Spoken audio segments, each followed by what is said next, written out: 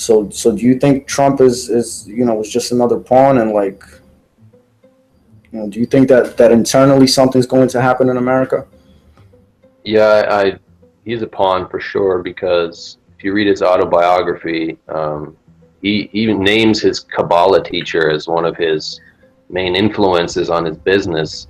So this Oh guy shit. was interested enough in witchcraft to actually hire a Kabbalah teacher, and that was one of his main influences on his life. So when he talks about, I'm a white, upright Christian man and all this, it's just total political, you know, lying garbage.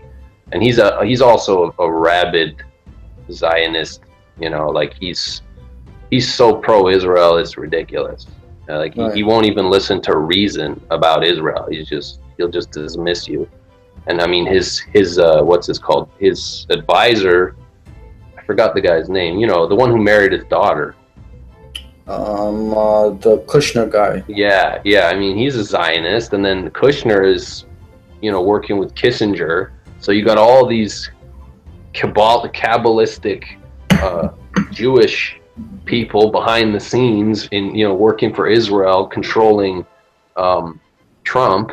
And in terms of, you know, the whole racial, you know, quote unquote racial division, what they've turned into race in people's minds, right? The whole black and white Right.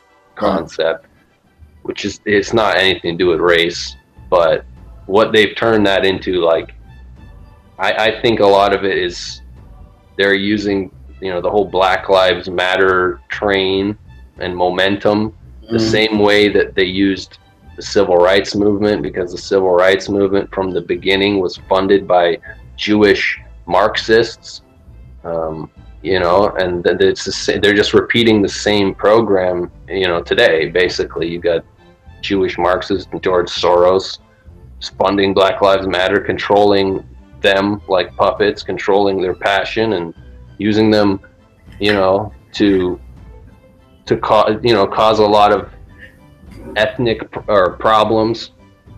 And you have a lot of, like, you have a lot of black on white crime going on right now. Right. And you have a lot of that being either justified or ignored, and people are starting to realize that, you know, the justice system and the media is extremely biased.